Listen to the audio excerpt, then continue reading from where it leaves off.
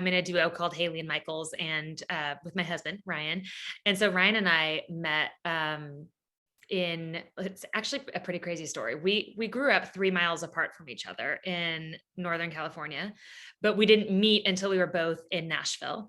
And when we met and put the pieces together, we found out that we went to the same, you know, breakfast places, all of these misconnections. I used to buy my sheet music for the piano from his family owned music store from his grandma, and just never met him. And Crazy. it was crazy. And we met out here just through a guitar player that we were both playing with. And he connected us, and really the rest is history. We started writing and singing together. And that was, we started our duo first. And Ryan was, kind of, he felt like he knew there would be more, but it kind of freaked me out that he knew that so early. Yeah. You mean, and the music was, I loved making music with him so much that I didn't want it to like get ruined by a relationship. Fair. That's fair. But he was right and I was wrong. So there you go.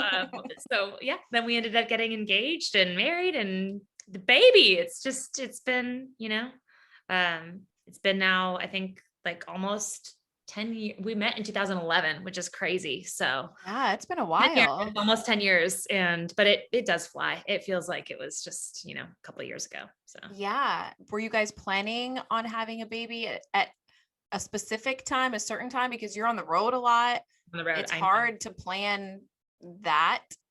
So we knew we wanted to have kids for sure. And it started kind of, as you said, it's, you try to plan it, but this industry and this career, it's got a way of just, you pour yourself into it, and there's always a next step that's exciting and that you need to show up for. And the next thing you know, you look up and years have gone by, and there didn't look like there was going to be a break for us. It just kept getting busier and busier, which was great. But I got to a point, for myself, where I felt like, hey, there's never going to be a window for us where it slows down and we see that perfect time. So I felt like we just have to do it and make it work. And, a lot of artists have been inspirations for me, just seeing how, Rachel Platten and, Carrie Underwood they were really open about their journey with having babies and making it work with their career. And it's like, you just figure it out. And so we took that approach. I didn't expect to get pregnant as soon as I did. We kind of just, at the end of 2019, I just opened my mind to it and kind of, just asked that this little soul would come to us whenever, he or she would be ready, and that we were ready. And, really within a couple months, in January, I was pregnant. So it was like, that was November. And then in January, I was pregnant. Nice. Yeah. I found out in a really crazy way. We had a show in Charleston and I got really sick. And I had like 103 fever, like horrible, chest. Like it started in my chest. Normally things start in my throat, but it was in my chest. I remember so clearly feeling like there's something wrong. And it got so bad, like overnight, that I went into a walk-in clinic and they tested me for the flu. They were like, let's do a urine sample. They didn't really say why. They were just like, let's just get, a bunch of different tests to be safe. And I found out later they were just trying to figure out, could I be pregnant? Because they had asked, and I said, I doubt it. I mean, I wouldn't know at this point, but, I guess it's possible. So anyway, they did the flu test and they came back in. I'm like shivering, with a fever. And she comes back and she's like, well, you tested negative for the flu, but you're pregnant. And I'm like, what do you mean? I came in just because I have the flu, or probably COVID, actually, looking back. Because they weren't testing for COVID back then. No, we didn't know it was here at that point. So how long did y'all wait till you told people? We waited until I was, I think, 10 weeks, because we were heading out to the UK and in March to play C2C, the Country Music Festival. Mhm. And so we wanted to tell like our close friends and family before that trip. And I hit 12 weeks on that trip. So yeah. Did you make it to C2C? Because they ended up canceling parts We of it. it was crazy. So we went out early because we have a band that we put together in London. And so Mhm. we were out there, and while we were there, everything started to hit. And I remember so clearly that Eric Church, like we were literally waiting. I think the festival was waiting. Everyone was waiting to find out, is this going to happen or not? But I remember that Mhm. Eric had been to Germany as a part of the festival, but because of the travel ban, like we Yep. got word the day before that it didn't make sense because he wasn't going to be able to get back. So once the headliners, you know, weren't able to make it happen, I think the festival just decided it doesn't make sense. And of course, for the safety of everybody at that time. So we were like the only American act that was left because we were out there early. And so Yeah. we ended up performing on BBC Radio 2 as a cool thing. And so it was awesome. But looking back, it was so much happening, being pregnant and being mornings, I had morning sickness like all day, and then trying to figure out, is this concert happening or not? But I had a feeling we just feel like we need to change our tickets because we were planning on being there like a couple more weeks. And so Yeah. we got it. We changed our ticket, I feel like right in time, and got back. But They flying make you quarantine when you got back? um, they didn't, but we did anyway, Yeah. just because we wanted to. And being pregnant, it's like I kind of took the approach of we didn't know. I just felt like we didn't know very much, because it Right. was so new. So we were like, let's just play it on the safe side, given that there's a lot of, unknowns. So but I remember So, flying back and landing, and everyone's like, by the way, there's no toilet paper. So I hope you have toilet paper at your house because you can't find any anywhere oh my in all of gosh, you're Nashville, right. Tennessee. It's gone. You can't find it on Costco. You can't find it anywhere. Can you imagine landing and people being like, That was sorry, welcome to America. We don't have toilet paper it was here. the first thing we heard. Oh my God. You were But like, being pregnant with a virus where nobody knows what's going on, like, are you freaking out and having anxiety about what happens if you get it? Because I feel like a lot of people who are at C2C came home mhm, with a virus. with the virus. For sure, someone in our band got it. We were Yeah. one, and we were, you know, careful. I would say again, like we proceeded with caution, like ahead of time, even though people were saying, masks don't help at that point. And we were like still wearing them for the most part. Just again, because we didn't know. And I just didn't want to risk it with anything, with Hmm. baby, because right, you're thinking about this now. It's not just me, it's my baby. And I feel like I was making choices for both of us. Yeah.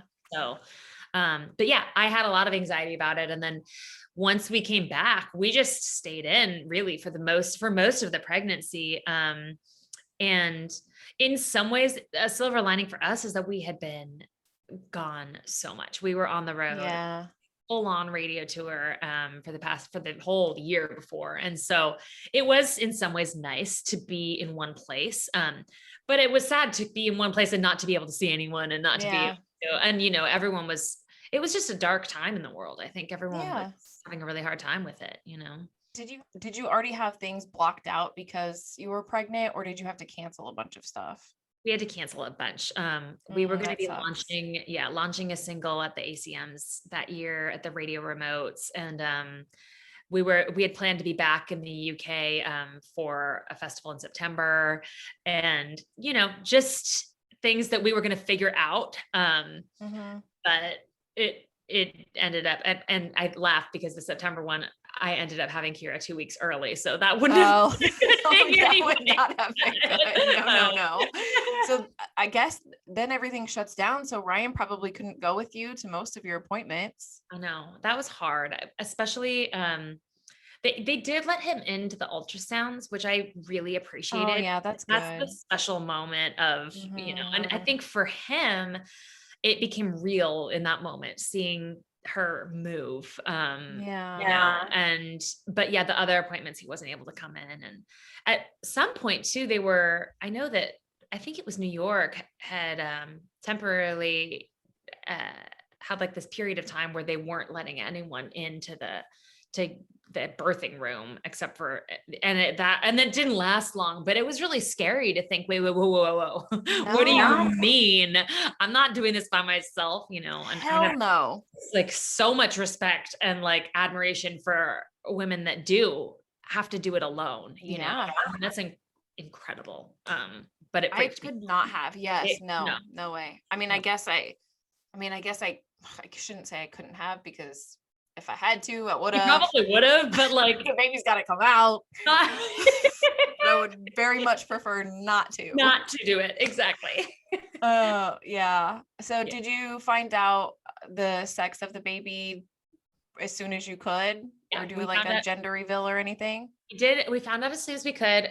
We didn't do a gender reveal because I was trying to figure out, I guess we could have done it over Zoom or something, but Yeah. we just didn't. We found out. And I did surprise my family with little like fortune cookies. And in the middle we had it written on the fortune that like, baby Michael's due October 2020, but she came in September. But so we did like a little fun thing, but found Yeah. out right away. Ryan felt like he knew Ryan said, he's like, we don't even need to get the testing. I know that she's a girl. And he also predicted her due date, which ended up being a little off. So it was weird. He's like, Yeah, he I'm has like, what else? intuition. I I know. know. What else do you know? Tell me what else you know about life. His intuition is crazy. It is. Sometimes when people think about having babies, you talk to your friends or whatever, you watch movies, and you have this idea of what you want your birth to be. Does it match up with what's happening now in the pandemic, or do you have to change everything? Yeah, that's a great question. Um, I thought a lot about different options. I felt most comfortable in a hospital. I saw my younger siblings, they're much younger than me. So I saw them be born. I was like at Mhm. the birth and it was in a hospital. So I think that like, I felt comfortable because that was the template set for me. The home birth, I know it's like amazing for some women, but for me, it made me more nervous. So, Mhm.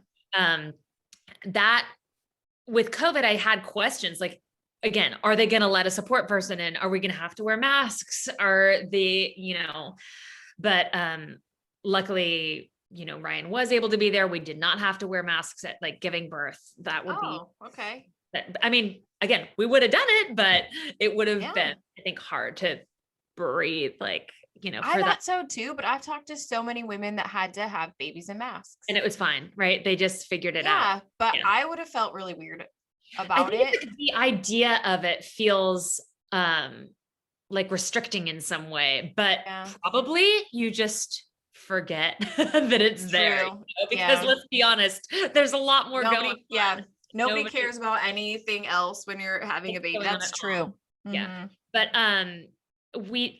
I had thought a lot about like, do I want to try, medication free birth? Do I want to have an epidural? And I went in just very open. I decided that I just want to like I wanted to try it at first. I didn't want to get an epidural right away. I wanted to feel the experience. I wanted to be able to move around.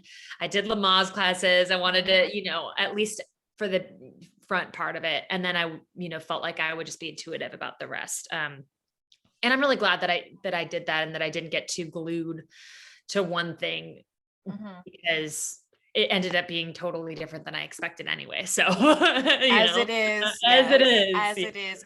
Did you Yeah. take Lamaze classes in person, or did you have to do them online? We did them online. We did like Mm. group Zoom ones. Yeah. I Yeah. I actually ended up getting induced because so I started measuring, everything was going great. Mhm.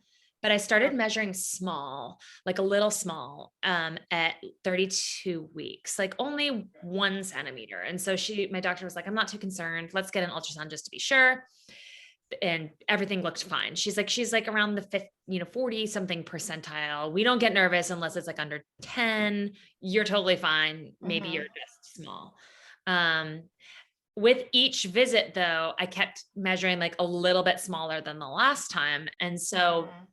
she had me go in to get an ultrasound. I'll never forget. It was on a Friday. And I go in and I get a call like later that afternoon, and the nurse is like, "We want you to come back in on Monday." And I'm like, that's, I wonder what that means.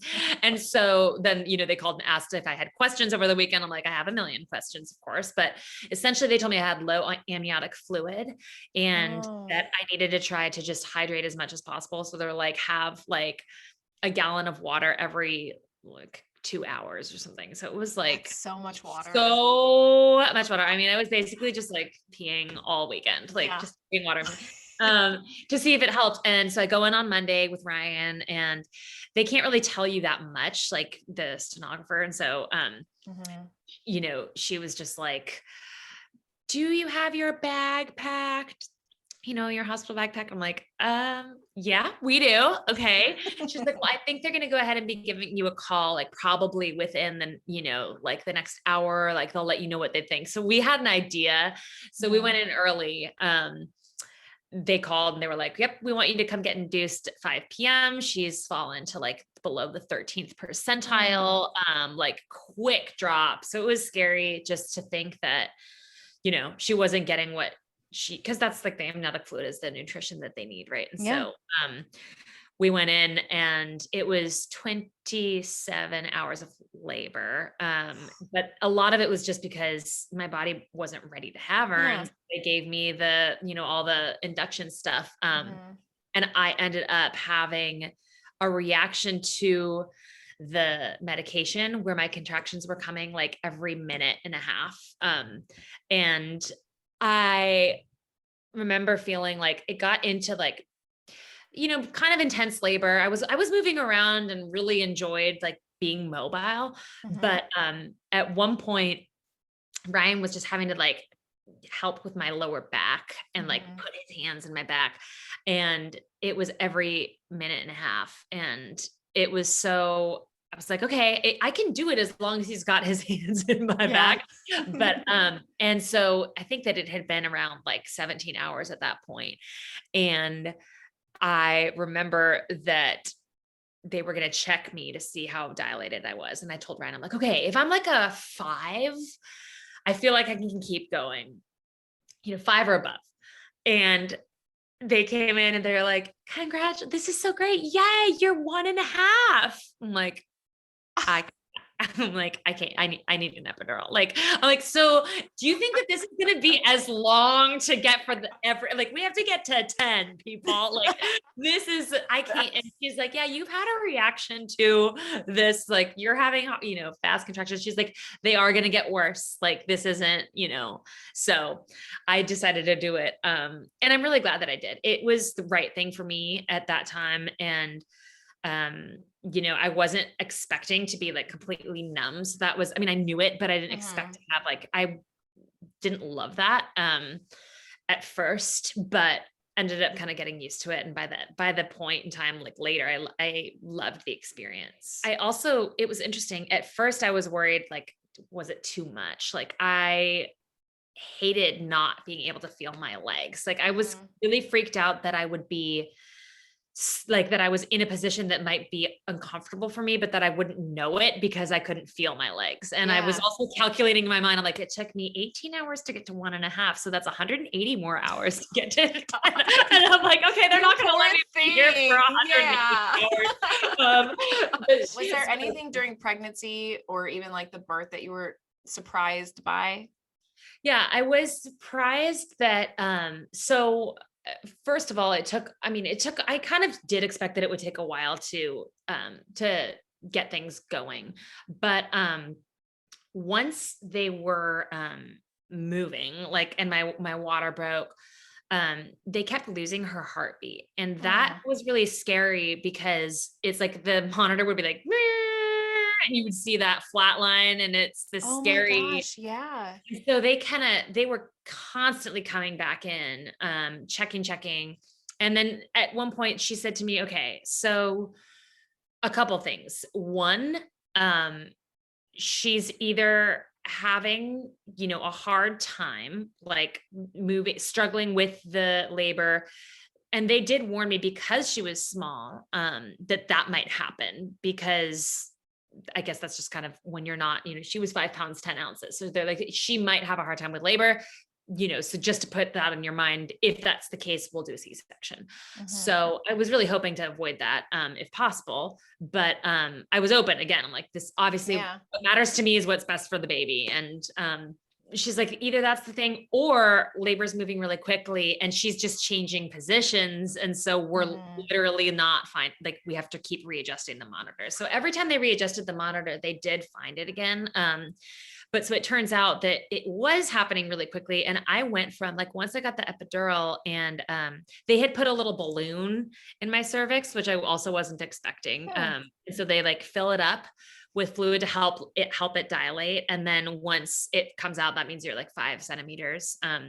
So they pulled the balloon out. Oh, really? Yeah. Huh. Interesting, right? Yeah, never heard that before. Yeah, to get it in was really kind of painful. Like that was like one of the most painful parts of it. Um, but then once it was there, yes, I guess it just like helps things move more quickly.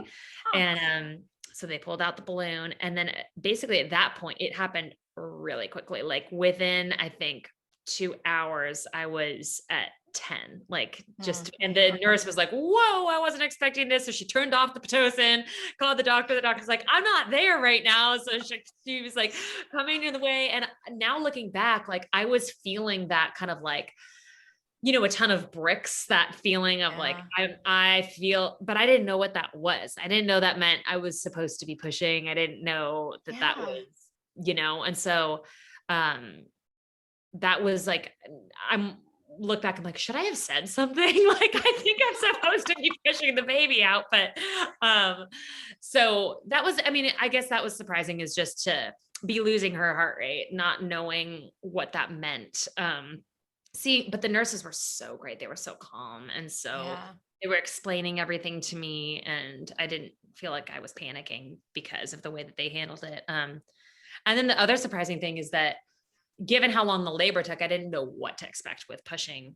And with like the first push, you could see her head, like the very Oh, first wow. push. And Yeah. so it was really surprising. I think that process took like 20 minutes for me, which was awesome, but Yeah. surprising. I didn't know. I thought it could be hours, Yeah. so, and yeah, I mean, it's incredible. Like, I know. it's just, it's such a miracle. It I really is. know that you Yeah. can just literally. I told my husband, I was like, it doesn't matter what I do for the rest of my life. Yeah. Like, I made a Yeah. human. This was the most important thing that we ever could have done ever. Yeah. Right. Like, I And made a person. yeah. Like, I And grew it such and a cool made person. it. Like, Yeah. did And you she have, talks and she she walks talks and and she has feelings, and she's I like made amazing, her. and she, Yeah. she eats food. It's crazy. It's crazy. And did you have this experience? Like when the moment that she was born and like cried and looked around the room, and she was so alert and like, just, it was so strange for me to think, first of all, it's really hard being born, like as a baby. I'm thinking, Right. Yeah. look at how much has just changed for them. They were just in Yeah. this very comfortable, dark space with, and all of a sudden they're breathing, they're crying, they're seeing everything at once.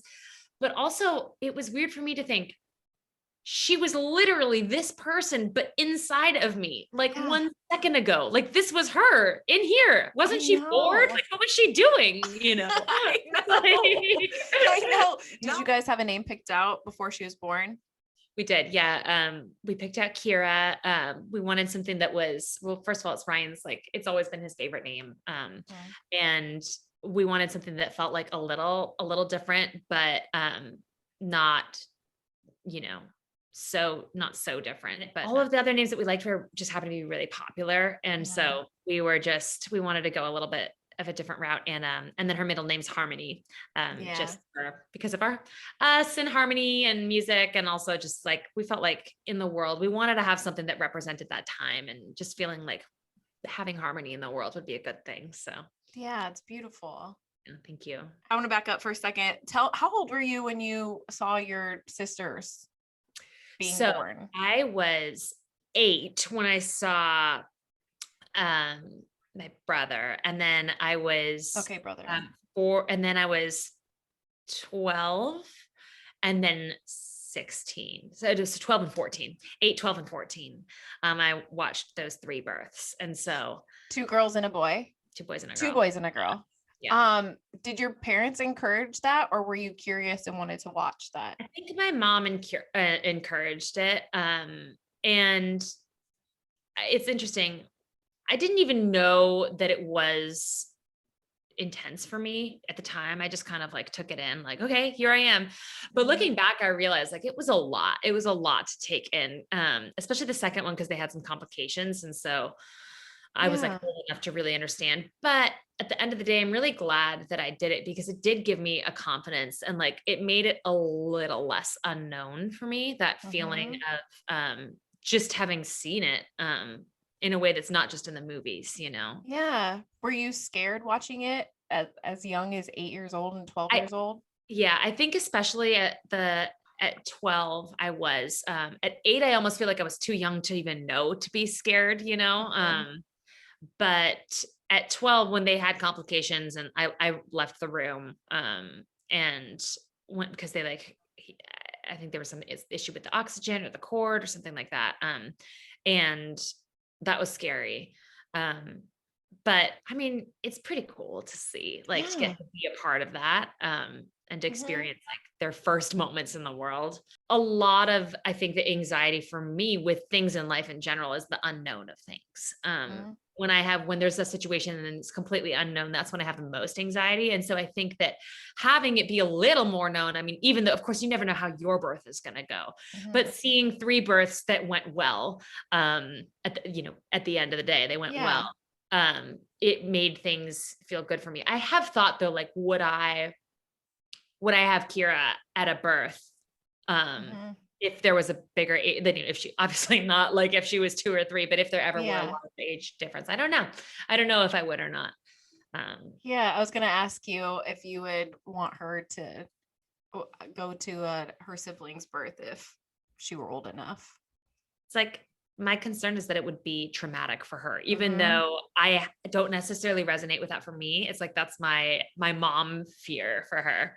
So Yeah, I I don't know. totally get that, because I don't know if it would be traumatic, but, Right, I mean, thinking it when you're 8 years old or 12 years old, you would think it might be traumatic, but you right, went to more. You wanted to go to right. the Yeah, next birth and the next birth, so right. it couldn't have been as Clearly, it traumatic wasn't because you still that wanted to bad. go, you Exactly. know? Exactly. You could have Yeah. been like, "Eh, I think I'll skip out on the You know second what? one. We're No. good."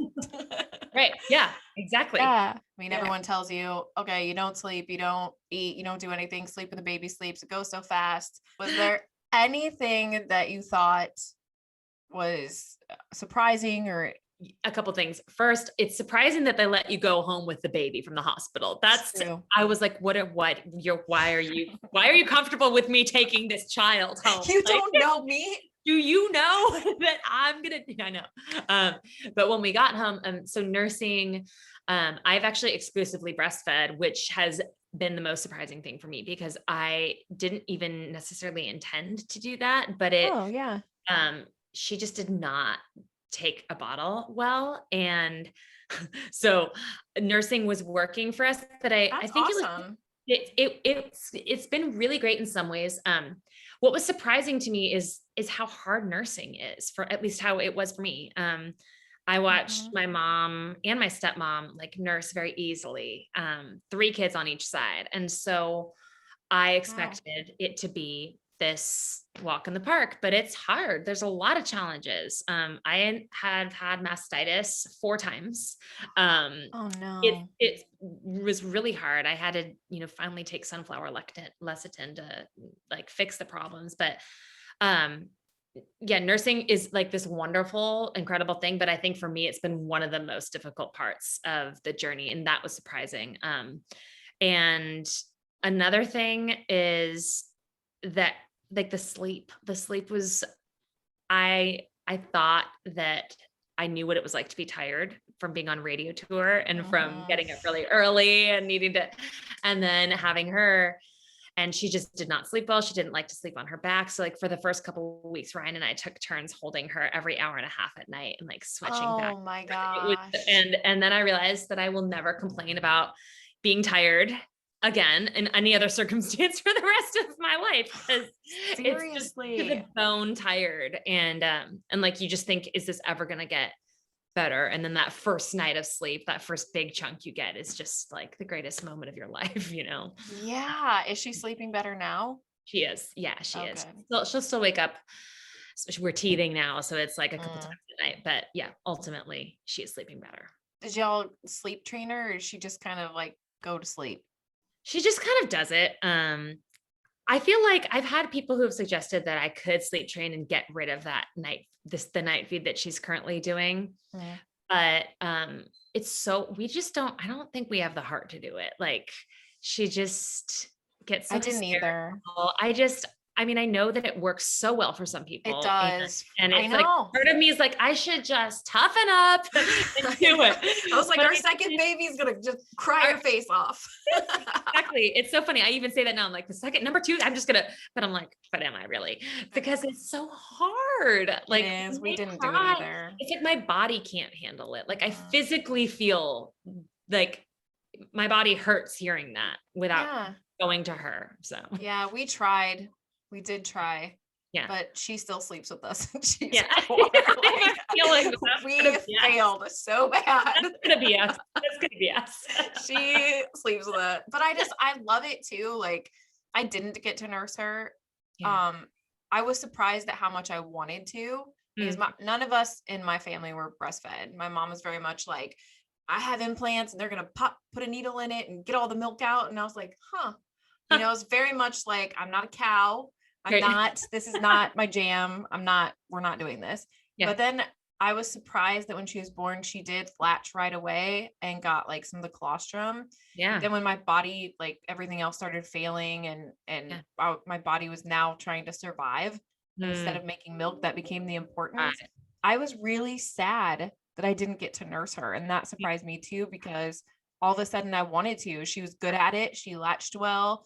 And then she was taken away from me after she was, out of the hospital. And she was living with my mom, at my apartment. And I was still in the hospital. And I'm like, okay, I can pump, but she still has to eat. Like she's at home all night by herself. Well, not by herself, obviously, but without me. But without you. Yeah. Right. And, she once she started bottle feeding, she didn't want to like even Oh yeah. No. attempt Past the to point of no return at nurse. that point. Right. Yeah. And also then your body is, I mean, if you don't get that consistency with the milk and everything, your body is like not gonna keep it up because it's Yeah. So that's interesting. I mean, yeah, everybody's nursing journey or not nursing journey it's fascinating how it all ends up. I never imagined that I would be an exclusive breastfeeding mom, but and it's beautiful and wonderful in a lot of ways, but then it is hard because it's like even with now when we're starting to go to writing sessions and stuff, like I don't know if she's going to take the bottle from the nanny or not, like and so it gives me anxiety of like is she starving right now, are we so there's pros and cons of both for sure. I take a lot of guilt from that, which was so shocking because I was dead set against it, was not doing it. So then I'm like like I was even thinking about importing formula from like Germany or the UK because it's like pure and cleaner. I've heard that about the UK formula. Like I went bonkers. Like I was like, I need the purest. I feel like you're gonna, as a mom, have guilt around we're all gonna find a subject to have guilt around, right? That's a built-in thing that I didn't expect, like the mom guilt and the feeling of like, just, always feeling like I want to be better. I want to, the choices. Right. Exactly. During COVID, we built out a whole studio downstairs, which has been awesome. And so we're able to get a lot done and she's loving being here. We have this giant playpen that's taken up the whole, like literally an entire room in our house. And our nanny. And so, we're making that decision, but I question it all the time. I'm like, she's not seeing other babies. She's not getting sick. Like, maybe it's better for her to be getting sick, like getting some exposure to colds. Funny, like, shouldn't our kids be getting sick? Like that's, our kids should be getting sick. I know. My mom took me to a chickenpox party when I was little. Oh, me too. We all sucked on the lollipop, passed it around. And then you find out you're like, wait, hold on. The chickenpox is not a thing anymore. It's like, what? It's so hard. And it's like, people have always told me that, like, once you have kids, you're going to get sick all the time. They get sick all the time. And I mean, it makes sense. And I keep telling myself, like, when that happens, we have to remind ourselves, this is good. This is their immune systems getting practice, like, Yeah, but sickness is like on a stronger. whole nother level now. It's not Oh just my like God. a random cold. I've like Millie went and got a COVID test yesterday because I she's know, because coughing. right, I'm you get like, it's so different now. Exactly. Anything you wonder, you're like, okay, is it COVID? Like, mhm. so crazy. Are Yeah. you gonna take her on the road with you? Yeah, I think we are. I've thought a lot about that too. Like, how is that good for her, especially if it's like long, if we're thinking out a couple years, like, and what about school and how much are we going to be gone? But I think that I try not to get too far ahead of myself. But I Yeah. think, one of the things that a couple people have told me is just kids are really, they're really adaptable. They're really resilient. And like, as long as they're loved and, Mhm. they're getting what they need with interaction, like, I think we would have to really figure out a way to make sure that she still feels like a kid and that she has other kids around. Mhm. But our plan is to take her and just, Fun. have her Yeah. part of the scene. Yeah. When you guys start traveling again? Right now we've been working on new music, kind of in a little of a bit of a different, I wouldn't say necessarily full genre, but we've been writing a little bit more just from a place of what kind of music do we want to make, Yeah. instead of feeling like what music do we feel like other people want us to make to fit. So it's been fun. We've been focusing a lot on that. And I think touring for us would probably be like more like the fall, Mhm. if it's going to be this year. So Well, thank you so much. It was thank so you good to so much. see you. Yeah, So tell good to Ryan see you. hi. Ryan sends his love. Yes. And yeah, we'll let you know next time we're out your way. And thanks so much for the time. It's so good to see you. Yeah.